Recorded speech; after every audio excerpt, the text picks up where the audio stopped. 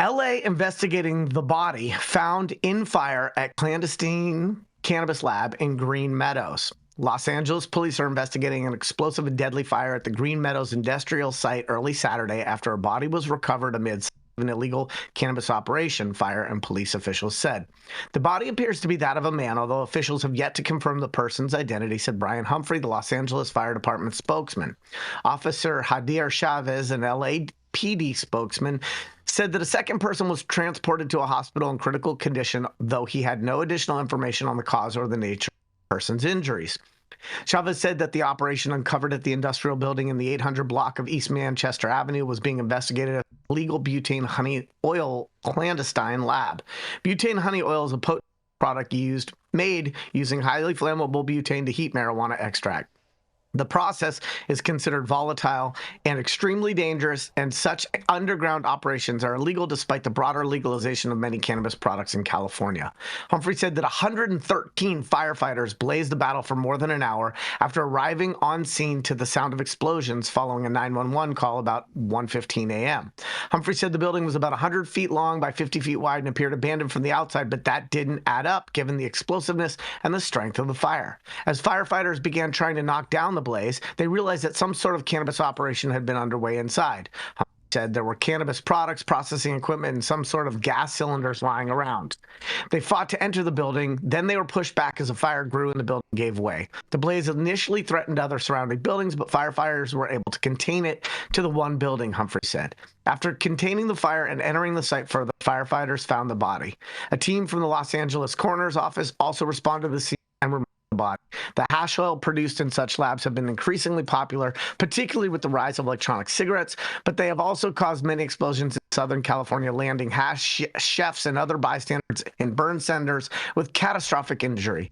In just one example, an explosion at a lab in a commercial building near Knott's Berry's Farm in Anaheim in 2022 injured at least 4 people, including 2 firefighters. This is Yarrow Kubrin, High at 9 News. I'd like to know what my other guests think. Man, fires, bro. Fires are dangerous, man. Fires are dangerous. Did it say how the fire was started? Because that's one of the things that I always wonder whenever we have a cannabis fire. So it didn't, but I can tell you from my considerable experience that a lot of times these butane labs are underventilated, and when you're not building to code and you don't have a mandate to do things in a way that is in accordance with best construction practices, the chances of something like this happening is much, much greater. So you think there was a butane lab explosion? We've seen these butane honey oil lab explosions for decades. And in some areas, it's the only place where law enforcement really brings down the hammer because they recognize the danger of this. We've seen it in multi-unit apartment buildings. We've seen it in residential places. And so, yeah, it's a problem. Anytime people are using volatile organic compounds and they don't have the appropriate safety stuff, they are making cannabis fatal, right? And so the cannabis didn't kill somebody, but the behavior and and what the people were doing related to cannabis was absolutely fatal. And so this is a perfect example of why regulated cannabis, in spite of its warts, its missteps, its policy fumbles, is not a terrible thing, because these facilities tend to be pretty rinky-ranky jank, and they don't prioritize workplace safety. None of them are Cal OSHA approved. No, definitely not. Definitely not. I mean, some of them are. Some of them are. Some of them could be. Some of them could be. And I think that's just a level of skill set. You have some operators that operate on a higher level. You have some operators that operate on whatever level. I mean, in the start of this, we all used to just do this with PVC pipe in our backyard. So, the industry. But our backyards had adequate ventilation. No, they didn't. No, they didn't, because I've seen people blow up in their backyards. So that's not accurate. You never saw that video when the kid had the little hot pot maker, and because that was electric, it ignited the gas that still hadn't blown away because the wind wasn't strong enough. Oh yeah, bro, they blew up outside. Yeah. No, I didn't see that. I do remember having a PVC contraption and sticking the butane in it and doing it outside.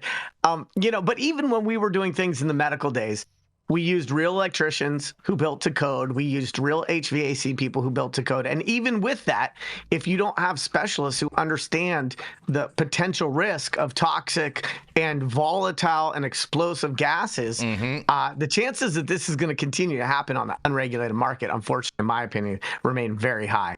Yeah. And I think we need to stop saying that cannabis has never killed anybody, because cannabis hasn't killed anybody. But unregulated cannabis, the crime associated with it, the industrial accidents associated with it. Did you say, what was the first couple of words in that sentence? I think we need to stop saying that cannabis has never killed anybody, and we need to start because it's a myopic. Because it's illegal. I'll tell you why. I'll tell you why. Because it's a myopic way of not acknowledging some of the risks that have traditionally been associated with both the legacy and medical market and the way in which that has impacted people. And when we do that, I don't think we invite more people into our cause. I think it shows that some of us in the industry have blinders to some of the ancillary risks that are real. And the sooner we can acknowledge that, the more credible we're going to be taken by people outside the industry.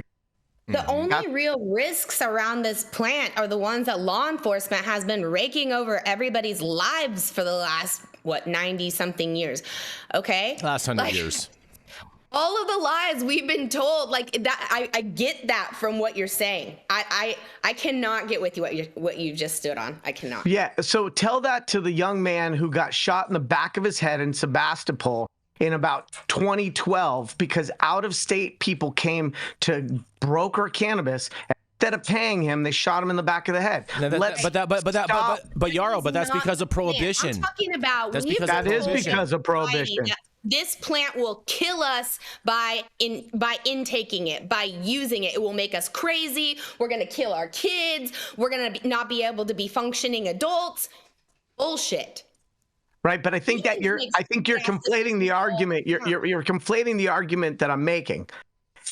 When people say that nobody has died from cannabis, that is accurate, but it is not the totality of what it has been like to operate in a legacy and medical market with under regulation and unsafe environments. And those unsafe environments, I'm not talking about the particulate matter from a Curaleaf facility. I'm talking about the lack of protections that we had as an industry. I'm talking about the safety and security issues. And I am talking about the concentration of pesticides, heavy metals and toxins into cannabis concentrates and the way in which we just didn't have consumer safety in place. And it's not that we didn't want it, it's that we didn't have a framework that supported it. I think it's important to acknowledge that. We were ignorant to those different things at the time. I mean, absolutely. It's just like with dabs. It's just like with dabs. We all used to say red means go. When we grew weed, we used Omni-rated products on our weed because we thought that if it was Omni and it was an Organic Materials Review Institute product, that we could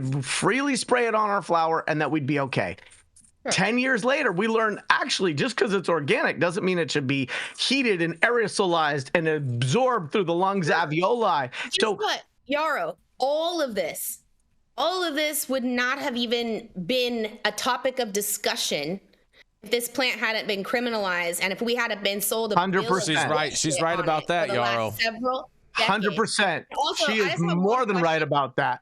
I don't know if the audience ever feels this way, but when I get on this show sometimes, I get to talking and I can't tell if I need to calm down or ramp up.